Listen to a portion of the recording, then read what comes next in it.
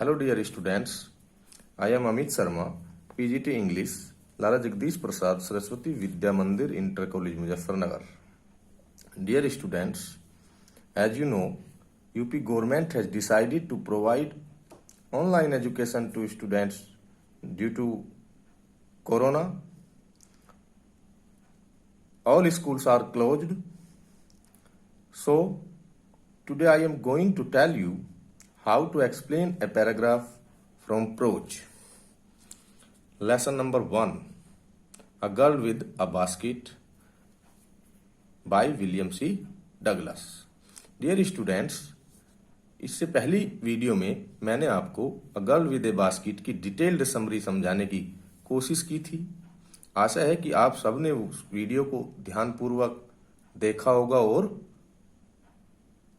समझा होगा। आज मैं उसी लेसन के लास्ट पैराग्राफ की एक्सप्लेनेशन आपको समझाने जा रहा हूं। चूंकि बोर्ड में एक क्वेश्चन एक्सप्लेनेशन का आता है और शॉर्ट क्वेश्चंस का आता है और लैंग्वेज स्टडी का आता है, सो एक्सप्लेनेशन बहुत ही महत्वपूर्ण हो जाता है कि उसको हम किस प्रकार लिखें।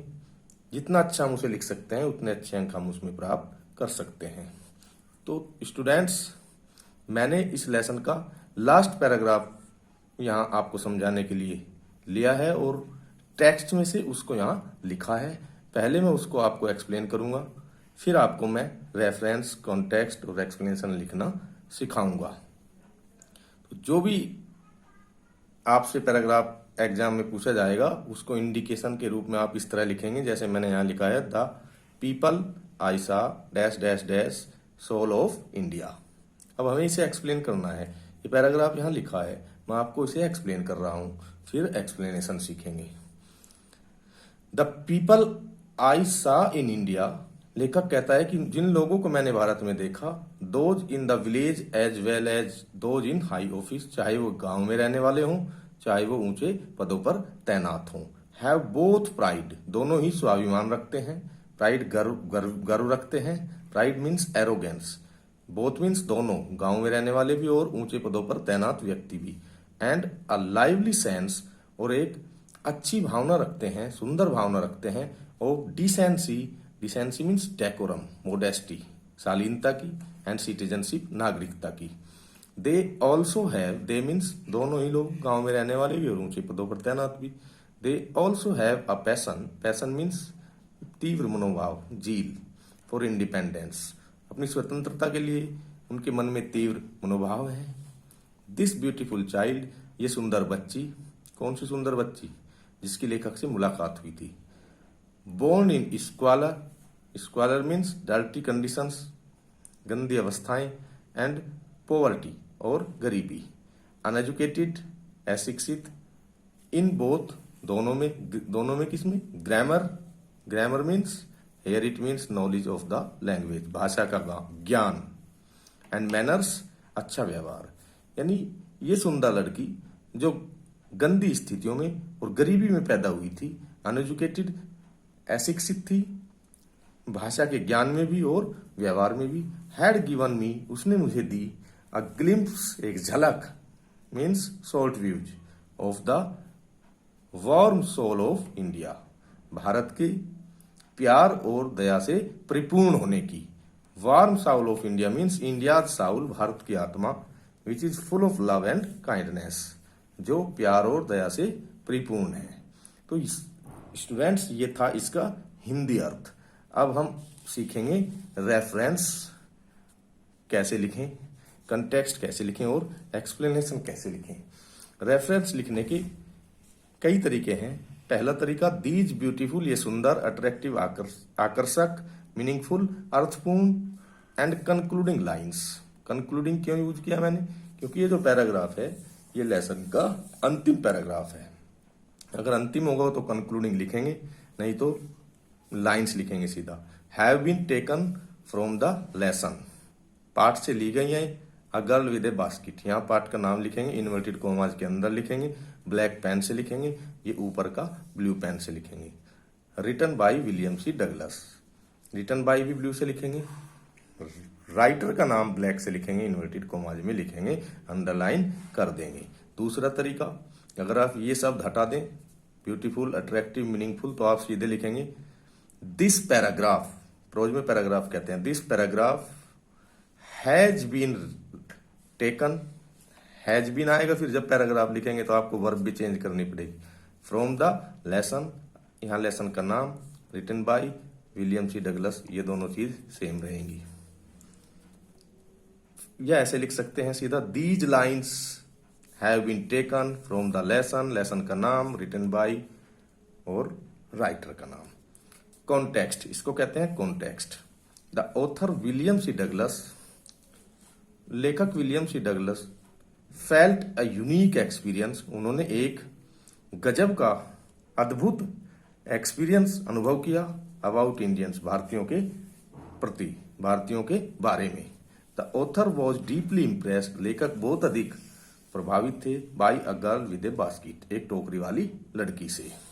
Explanation, explanation, in these concluding lines, इन अंतिम पंक्तियों में, कंक्लूडिंग वर्ड आप तभी लिखेंगे जब किसी भी लेसन का लास्ट पैराग्राफ आपसे पूछा गया हो, एक्सप्लेन करने के लिए कहा गया हो। यदि शुरू का की लाइनें दी हैं तो ओपनिंग लाइंस लिख देंगे, नहीं तो आप सीधा लिखेंगे, ऐसे भी लिख सकते हैं, through these lines the writer says या tells us that, the writer advises us that, फिर आप जो भी पैराग्राफ पूछा गया है उसको अपने शब्दों में, अपने वर्ड्स में नीचे एक्सप्लेन करेंगे, ये तरीका होता है। तो इन दीज कंक्लूडिंग लाइन्स, हमने कंक्लूडिंग यूज किया क्योंकि ये अंतिम है। इन दीज कंक्लूडिंग लाइन्स, इन अंतिम पंक्तियों में, द ऑथर कंक्लूड्स, लेखक उपसंहार करता है, दैट की Indians had a high sense, भारतीयों में एक ऊंची भावना थी, ऑफ सेल्फ रेस्पेक्ट, आत्मसम्मान की, डिग्निटी, शान की, एंड सिटीजनशिप, नागरिकता की। ड्यूरिंग हिज विजिट, अपनी यात्रा के दौरान, टू इंडिया, भारत की, द राइटर केम, लेखक आया था, इन कॉन्टैक्ट, संपर्क में, with persons of various classes, विभिन्न श्रेणी के लोगों के संपर्क में लेखक आया था अपनी यात्रा के दौरान। The writer had met the people, लेखक लोगों से मिला था, लिविंग इन रूरल एरियाज, ग्रामीण क्षेत्रों में रहने वाले लोगों से मिला था, as well as urban areas, और शहरी क्षेत्रों में रहने वाले लोगों से भी मिला था। ही सा the poor and the rich, उसने वो गरीब लोगों से मिला था और अमीर लोगों से भी मिला था। द एजुकेटेड, शिक्षित लोगों से भी मिला था, एंड द अनएजुकेटेड, और अशिक्षित लोगों से भी मिला था। इन ऑल ऑफ देम, उन सब में, he found the same qualities, उसने एक समान गुण पाए। क्या समान गुण पाए? They had the feelings of self respect, वो आत्मसम्मान की भावना रखते थे, एंड गुड बिहेवियर, उनका अच्छा व्यवहार था।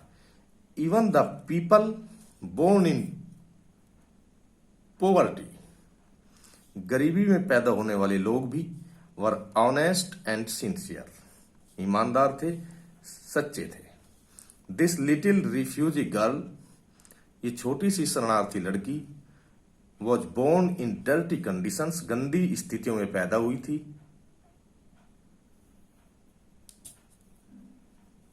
एंड इन डेस्टिट्यूशन, और बदहाली में थी। अब शी डिड नॉट नो, वह नहीं जानती थी, हाउ टू स्पीक, कि कैसे बोला जाए, एंड बिहेव वेल, और कैसे अच्छा व्यवहार किया जाए। एक शब्द आया था ऊपर, स्कॉलर, एक शब्द आया था both, uneducated in both grammar and manners, यानी she did not know how to speak and behave well, वो नहीं जानती थी कि किस प्रकार अच्छे से बोला जाए, उसे भाषा का ज्ञान नहीं था, एंड बिहेव वेल, और अच्छे तरीके भी उसको नहीं आते थे। बट लेकिन शी हैड डिस्प्लेड, उसने प्रदर्शन किया था, a rare sense of self respect, आत्मसम्मान की एक निराली भावना का, एंड ह्यूमन डिग्निटी, और मानव की गरिमा का। नोट लिखेंगे इसमें, नोट।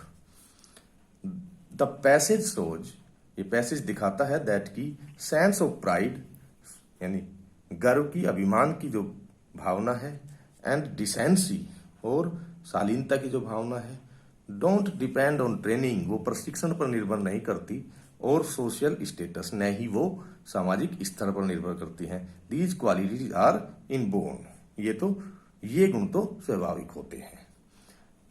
सो स्टूडेंट्स, आज मैंने प्रयास किया है आपको प्रोज में किस प्रकार एक्सप्लेनेशन लिखें, कैसी आपकी लैंग्वेज हो, ताकि आपको अच्छे मार्क्स प्राप्त हों।